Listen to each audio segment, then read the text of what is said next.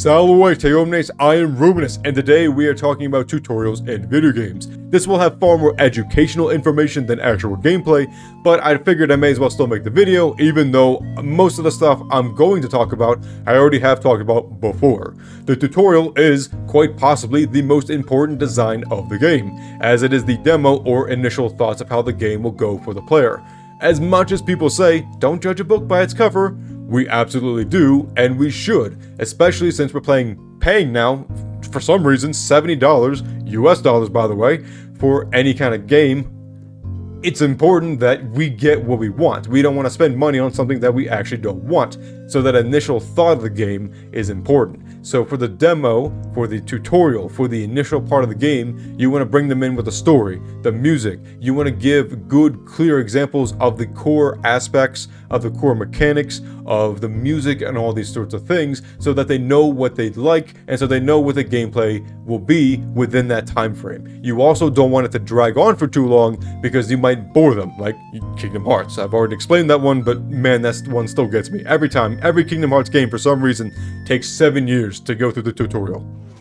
Alright, it took a bit to figure this one out because it's on the PSP, and the resolution difference between the PSP, and obviously 15 years later on my computer with all the technology, was drastic. So it looked like hot garbage. Tutorials are the first impression of the game and should be made last in development. As the design, plans, and mechanics will change in development, the tutorial should reflect the fundamentals of what the game will be. God of War Chains of Olympus has a balance beam section in the tutorial, and that's it. So much so that they even made a joke trophy later on when they re-released the game. Not every skill or action has to be made available, but the core gameplay, what the goal is, and what the game will require of the player must be shown. Since the rest of the game is designed, we know how the character will end up, what they will do, and what new things will be incorporated throughout the game. We can thus foreshadow or teach the fundamentals to make the more intense parts easier later on. Tutorials are teaching grounds and thus are quite personal to me. When designing a lesson, which tutorials are, you want to have explicit and implicit teaching. Explicit is where the knowledge is directly stated. 2 + 2 = 4, run is a verb, green is a color. Exactly what I'm doing now, I'm directly telling you what knowledge is, what I'm doing, how to do it, that kind of thing. Implicit is thus the opposite, where students use prior knowledge and context, and thus are tested to see what can be learned from the situation. Mixing blue and yellow create green, objects despite their size and weight will fall at the same rate, and so things like that, where studying the situation teaches you something. Implicit can of course be taught explicitly, but it's best to use implicit where possible, as humans are learners by doing and experience. This is why autonomy is so important to games. Humans like to explore, test, and learn on their own accord. Forcing people to do things is difficult. There are times where explicit is mandatory, and that is often for the more complex or kind of vague items in the game. You can teach someone the primary colors, red, yellow, and blue, or you can have them try and combine all the colors from the color wheel to see what they will get. Humans will learn far more from the implicit than explicit, as they took the time to test and learn from failure. If the failure is constant or without direction, as in they have no foundation, the person will have no idea what to do, and any success they have will have no grounding why it happened. If you're just mixing colors from 144 pack of crayons, you can figure out combinations, but you may never figure out what the primary colors are, or how black and white are created, that kind of thing, just because you have no foundation. You need to streamline and have some sort of foundation or some sort of guidance, because life is complicated, man. You can have so many different variables and reasons why things happen. So you need to structure in a way that is very clear why these things are happening. Basically, the best way to teach is to give the foundation, then put the learner in situations where they have to use those tools to solve a more complex situation. The lesson should be guided enough to teach that information, which is why confined tutorials are best for education. You, the creator, are in full control of the environment, the design, the outcome of the implicit teaching. How the learner arrives there depends on them.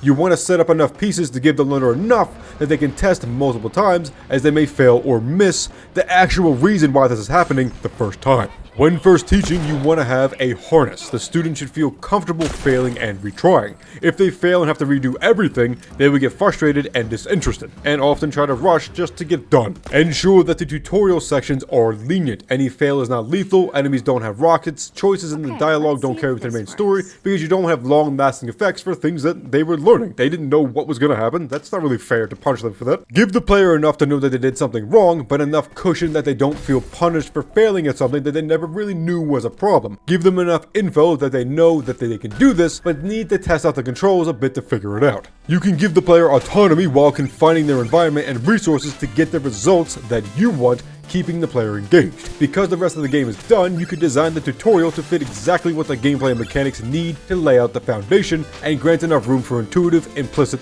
learning. For platformers, you can teach the jump button, then give a large gap with a shallow ground to show them that a normal jump isn't enough to cross it. In racing games, you can have the first race car drift, or use nitros or brake to show what the player can also do, although let that player get ahead to show how these gameplay aspects and mechanics may help.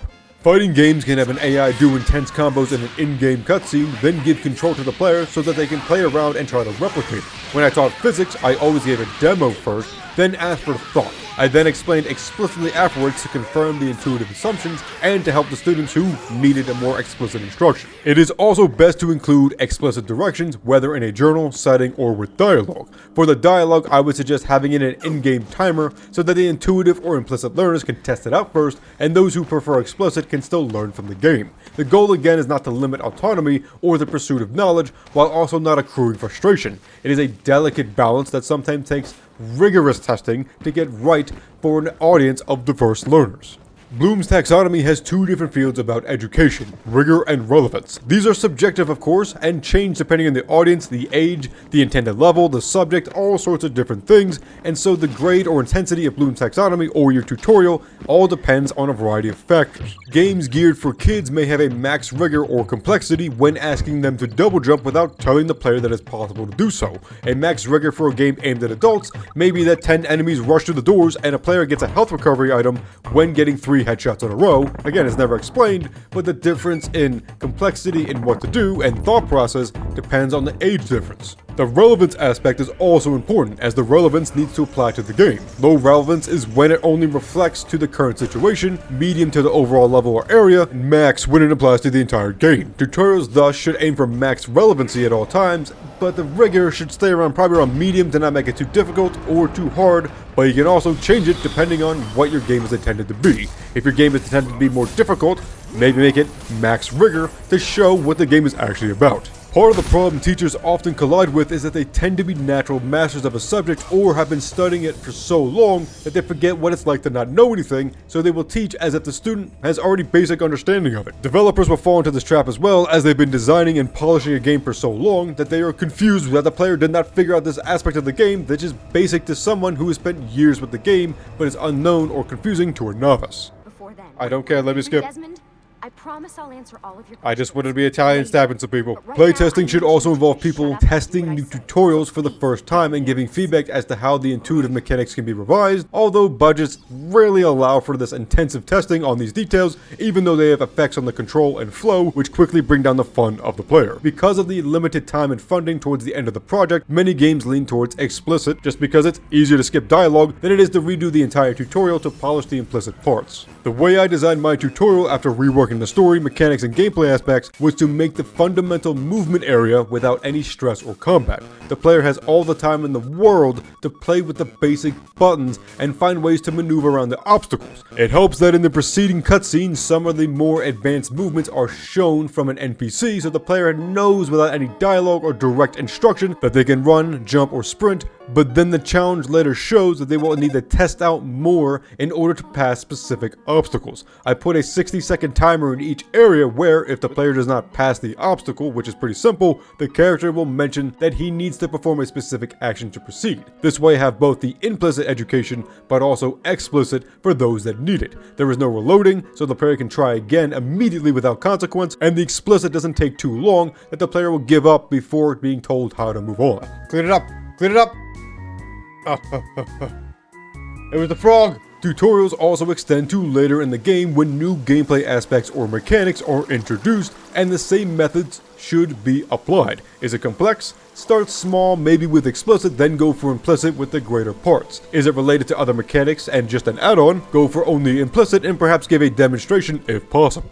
Along with intuitives, tutorials are also where the guiding mechanics come into play. Designing an area that requires a player to use a skill not taught forces them to think, and they will thus have to use everything around them, including the ground, the environment, the situation, the colors, the sounds, everything, and this will encourage them to test out what they already know to get new results. They will combine different buttons, different actions, and through this they will learn the latency and consistency aspects. They will then learn the new verbs of the gameplay, and they will feel accomplished because they did this without some stupid fairy telling them every little thing. It keeps the player engaged, which, in the end, is what this is all about.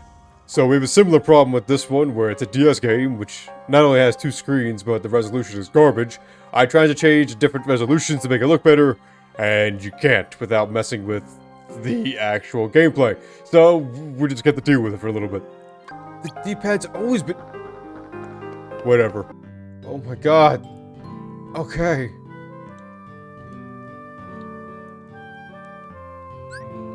Oh, I gotta read all of it, even better. Yeah, I figured that out already. Kingdom Hearts 358/2 not only has a title that makes no sense whatsoever, but the tutorial... Oh, the tutorial! This insolent donkey fart lasts for about 12 in-game days because it feels the need to explain one single, unique combat verb in a single day. One day is specifically set aside for how to use items, which is similar to using attacks and magic, so the player already knows how to use and navigate the verbs in the combat menu. So much of the game has similar mechanics and gameplay controls to others, but it never gives the player a chance to actually explore, test, or experiment. The tutorial drags the player to a specific area, locks them into battles, then prompts them with novellas to explain the singular mechanic or gameplay aspect. It specifically tells everything, forces the player to use particular verbs and mechanics, then jumps into a bunch of cutscenes. So much of this could have been done in 1 or 2 days over 15 minutes of gameplay, or allowing the player to train optionally, but regardless, didn't need to force the player to do these actions. It is a boring drag that really prevents replayability. The overall story for the tutorial has a loose connection to the rest of the game, and easily could have been moved to other days or even shortened. It is boring for fans of the series, off-putting for players new to the franchise, and completely deterring for any new players to video games in general.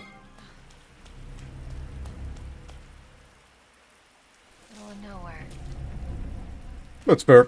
I've actually never done that before. I needed to test that for the tutorial because I didn't actually write a script for that, so I wanted to see what happens if you go too far.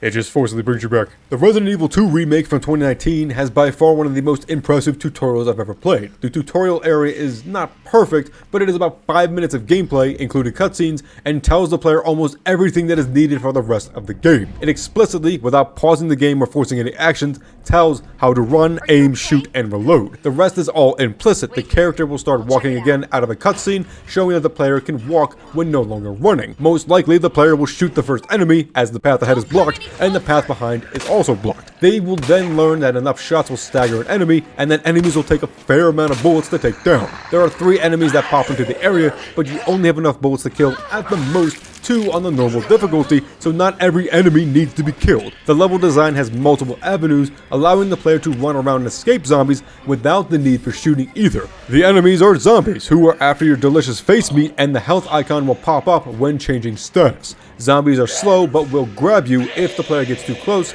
yet will not grab while getting up or finishing an animation. There are keys and items in the world that can be used to interact with the world, and some have finite uses that can be discarded after they are useless. It finishes off by separating Leon and Claire, teaching that the entire game will be spent alone, or at least without help. Any health lost during the gas station is restored, giving a cushion for any mistakes in the tutorial, although bullets spent are lost forever, but purposefully done so that the player is encouraged to run through the city section rather than fight all the time. The only major parts of the gameplay that are missing are the sub-weapons, which are given shortly after entering the police station and explicitly told, and combining items, which again are explicitly told. Along with intuitive mechanics, tutorials should also be an exploration for the player. Humans learn best by doing, by testing things out on their own desires, rather than listening to a very long drawn-out process and step one, turn the page. It's all boring. Part of the reason that I give gameplay videos in these is not only to give an explanation and a very clear example of what I mean, but also to break the video up so you don't have to see my aggressive face the entire time. Even though we want to encourage implicit learning, we can set up areas that have very clear restrictions and very clear lines to force the player into what we want. we can give an illusion of choice, but don't try to make it obvious. Make tutorials short, and you can be explicit where you need to be, but don't freeze the game or force the player to act in a certain way. If the player wants to struggle or complete a section in a certain way, let them. They paid for the game, let them do whatever they want. If they're having fun constantly dying because they refuse to do the very simple magic move, what's that on you? They're having fun, let them be. I don't really understand it, but some people like that. Let them have fun, even if it's not what you want. If you've already explained how to progress forward, what benefit is there to harass the player into what you want? I mean, that doesn't mean that you can't have the player, make that dialogue of going, we need to go to the subway, but don't have it happen every 10 seconds. It makes it annoying.